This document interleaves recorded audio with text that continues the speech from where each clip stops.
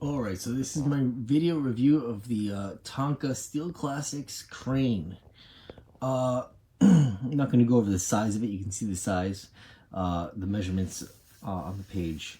But I do want to say it's called Steel Classics, but there's not that much metal involved in this. This part, this yellow piece here is metal. I think this is metal. This I think is metal. It's painted. It's a little hard to tell. This is plastic. This is plastic. The wheels are plastic. The handle here is plastic. All the inner workings here are plastic. The knob you turn to wind up the crane is plastic. I think this is metal, but it's painted, so it's hard to tell. But it sounds like metal. It sounds like metal, so I think it's metal. But there's a lot more plastic than I thought it'd be. Good move is this part is plastic though, so if your kid falls on it, he wouldn't impale himself and kill himself. But yeah, it's a little more plasticky than I wanted it to be. I seem to remember an older crane that Tonka used to make that was all metal. It was amazing.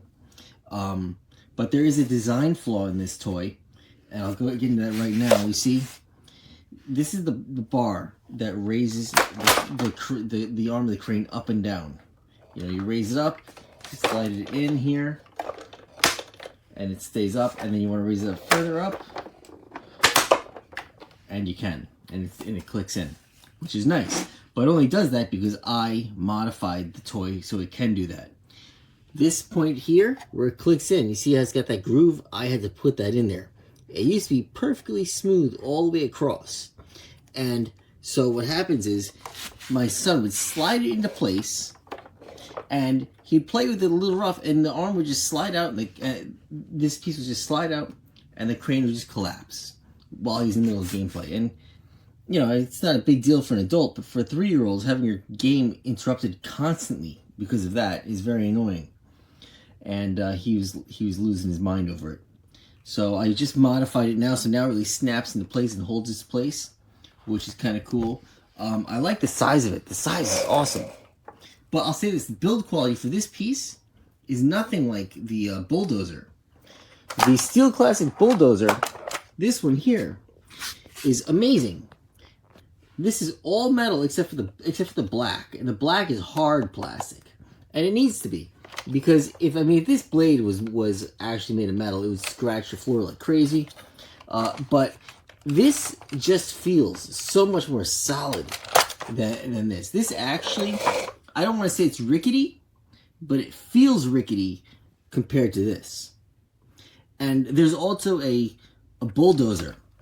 Tonka made a bulldozer that is all metal, and it's about as big as this, and that's awesome too.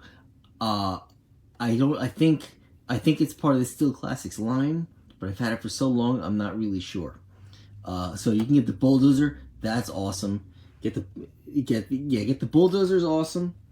The dump truck, sorry, I'm gonna say dump truck is old. I'm not sure if that's part of the Steel Classics line, but that's older, and that's all metal. It's awesome. This is good, but it's not great. Little too much plastic. I paid like 50 some odd dollars for this, and I think I might have paid a little bit too much, but it was for Christmas and my son really wanted it, so I got it for him. But I do feel like with this design flaw here, get a Dremel and notch that out. Do it here also, and you'll be a lot happier. Just be aware that there's a little more plastic than you probably would like. All right, that's it.